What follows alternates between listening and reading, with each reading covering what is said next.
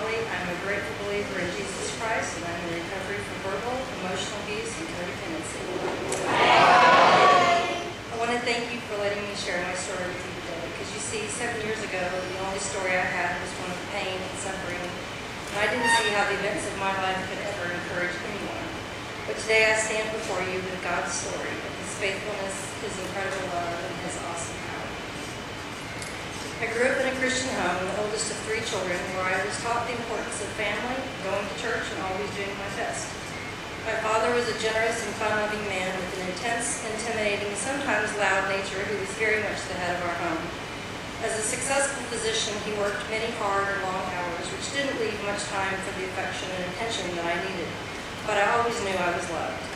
My mother was a kind and hospitable woman who stayed very busy raising us kids and managing our home and my dad's medical practice. She was also the adult child of an alcoholic who tried very hard to make our home a happy one, even if it meant avoiding conflict to keep the peace. Together they raised the 3 of us kids to love God and to love each other. But from an early age, I remember feeling a sense of inadequacy, like I was somehow lacking. I was very shy and felt like I didn't quite fit in with all the other kids, like an invisible wallflower that was never noticed. Because I was withdrawn and inactive, I spent lots of time after school in front of the TV eating ice cream. Food became my friend, and I soon had a weight problem, which of course only added to my insecurity and low self-esteem. As I began to grow up and slim down, though, I attracted the attention of boys, and it felt great to be noticed. They actually wanted to be with me and talk to me, or so I thought. I was soon invited to parties, and there discovered a way to lose my inhibitions and insecurities, to fit in with the other kids by drinking alcohol. During this time, I was living 2 lives, the one where I was accepted by my party friends and having fun, and the other good girl image that my family and church friends saw. I was living a lie. It was my desperate way of coping with life, and yet avoiding the shame and pain of disappointing others. I had been baptized when I was 12 years old, but I had no idea what a personal relationship with anyone was like, much less with a God who I knew loved me but felt more like a faraway grandfather. Then during the last half of my senior year, my life really began to spiral downward. I hardly remember much of that time because of heavy alcohol and marijuana use. And after my boyfriend of 2 years broke up with me, I started looking for love in all the wrong places from any guy who would notice me. But instead of filling the hole in my heart, I just felt empty. And that's when I began to think about using cocaine. But right then, at that pivotal point in my life, I met this great Christian guy who confronted me with my sinful life and encouraged me to leave the party life behind. His attention made me feel so special and cherished despite the life I had lived. That when he asked me to marry him 2 months later, I assumed it was God's will for my life. He was 19, I was 17. He was my knight in shining armor, filling my life with what I thought was love. And I was the adoring damsel in distress whose greatest desire was to be his wife and please him in every way. I respected and admired him and felt lucky to be his wife. As a result, I put him up on a pedestal, looking to him for my self-worth and significance, and serious dysfunction began to set in.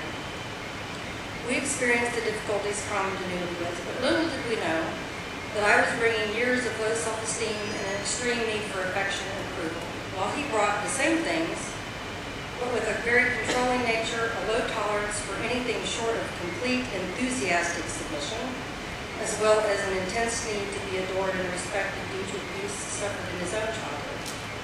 The fantasy soon came to an end when he very quickly started controlling me, telling me where and when I could go, and ordering me not to wear pants or makeup. For a girl who had been trusted with enough independence to drive since I was 14 years old, that was a huge shock. But being the non-confrontational, people-pleasing, good Christian wife that I was, I obeyed. And so began our dance of codependency. I had no clue how to truly be connected in an intimate, transparent relationship. Disconnect was normal for me. It was how I'd been living for years. I was very comfortable and safe behind my emotional wall, revealing and sharing only what I thought was acceptable and pleasing to my new husband. During those early college years, I found some sense of personal success and confidence as I graduated with honors and in my accounting work, but I was absolutely thrilled to stay at home when our children came along. All I had ever wanted to be was a mommy and the wife of a happy husband. The only problem was that my life centered at home, my husband became the only measure of my significance and value. As a codependent, I was devastated by any hint of his discontent, and my response to that pain was to escape into the fantasy of romance novels and comfort myself by eating. Much like my high school days, I was doing things in secret to numb the pain of what I thought was my failure, and this was a sinful pattern that would continue for many years. I was soon overwhelmed with the fatigue of mothering 2 babies and became increasingly depressed as I struggled to live with my husband's misery and the guilt, the shame, and the blame that my less than perfect body and my less than perfect homemaking skills were the cause. When we moved to Atlanta, Georgia in 1991, and began attending a community church, I discovered a whole new Christian community of freedom and grace, and began to understand that God was the only true source of power, and so I began begging Him to change me. But no matter how hard I tried and prayed and tried some more, nothing I ever did was good enough for my husband. It felt like I was just hopelessly spinning my wheels. I felt like an unlovable, worthless failure, desperate to change, and yet hopelessly unable to be a good wife or lose enough weight. I just wanted my home to be happy and peaceful, and was scared to death of doing or saying anything which might displease him or cause his anger to escalate. And when that happened anyway, I shut down. It was how I coped with the overwhelming pain of being such a disappointment to the most important person in my life, the one in whom I found my identity and my purpose. I did not yet understand that God had designed me with a need for significance that only He could fill.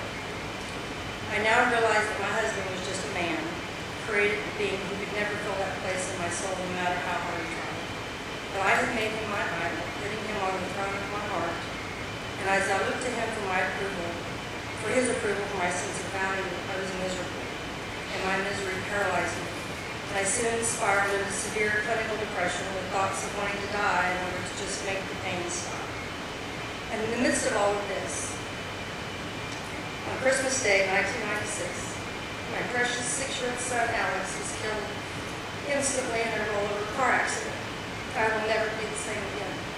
My children had been the one source of joy in my life, the one area of my life where my love was not questioned or criticized, and where I felt loved just for who I was, their mommy. I could not understand how a loving God could let this happen to my little boy or to me. I had always believed that God loved me, but now my life was pain upon pain, unending grief and misery, and this didn't feel like love to me. I felt betrayed that God had not protected my sweet Alice. And then, in the midst of the grief over my son's death, when I needed love the most, my husband used a terrible web of lies, half-truths, and emotional manipulation to completely estrange me from my family. While I had been hospitalized for 2.5 weeks with a head injury, many broken bones, and a severe burn, events happened between our 2 families that he said were irreconcilable, and that he could no longer be a part of their lives. I had just lost my son. I didn't want to lose my marriage too, and so, as I thought any good Christian wife would do, I stood by my man.